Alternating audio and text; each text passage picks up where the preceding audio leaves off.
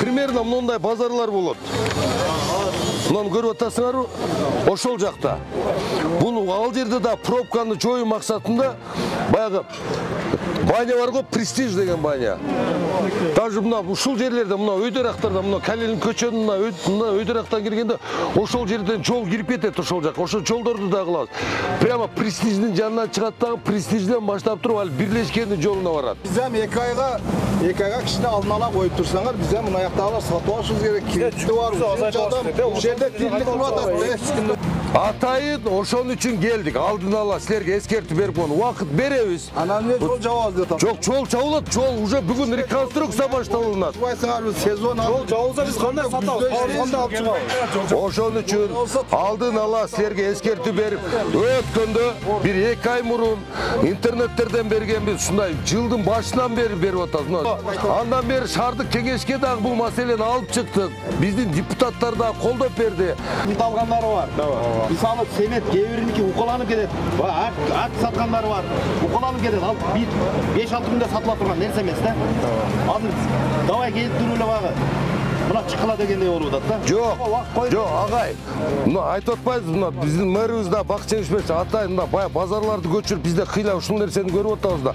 Алдын ала силерге келип, мына кабар берип атабыз. Кабар берип, силер айткандай, баягындай сиздерден кошулат, базаркомдон, МАПтан кошулуп атайын бир жумушчу топторду түзүп, маслихат кылып бул нерсени ортого салып, биргеликте ишти жылдырабыз. Баягындай бүгүн эле келип алып туруп мына базарды көчүрүп атабыз деп жокпуз.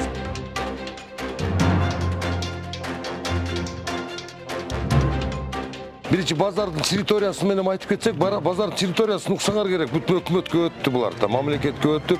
Бул жерлерден генплан боюнча парковый зона каралган экен. Ал боюнча мына эмдиги жылкы иш планга киргизилип, 2025-жылдын иш планына киргизилип. Бул жерлерден парковый зона болот, Кудай бурса. Наркы жактарын өзүңөр угуп атсаңар керек. Баягы ипотечный компаниялардын үйлөрү түшөт ал жерге. Ошондой эле шаардык кеңештин токтому чыкты. Бул мына 2024-жылдын 24-июлунда 225-токтому шаардагы базарларды бүт шаардын четине жылдыруу боюнча чыкты.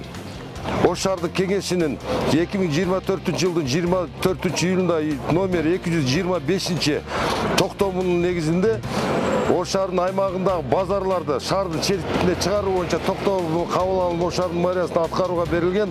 Ушул эле токтомдун дагы бир пункту боюнча Ош шаарынын келечек кийим базарын, Мамыров көчөсүндө жайгашкан курулуш базарларын жана башка шаардын ичиндеги ушундай базарларды шаардын четине жылдыруу боюнча тапшырмасы аткарылып атат. Атал бүгүн элдерге түшүндүрүү иштери жүргүзүлүп атат. Вот Мамыров көчөсүндөгү базарлардын курулуш базарынын эки тарабында курулуш базарларды, ошондой эле автоунаа тетиктер базарларын бул Көкүнбей көчөсүндөгү автоунаа базарынын жанында 36 гектар жер тилкеси ошо трансформациялоо иштери жүргүзүлүп жатат. Ошол жакка көчүрүү боюнча элдерге бүгүнкү күндө түшүндүрүү иштери жүрүп жатат. Мамыров көчөсү, Амир Темир көчөсү 3 айга жабылды.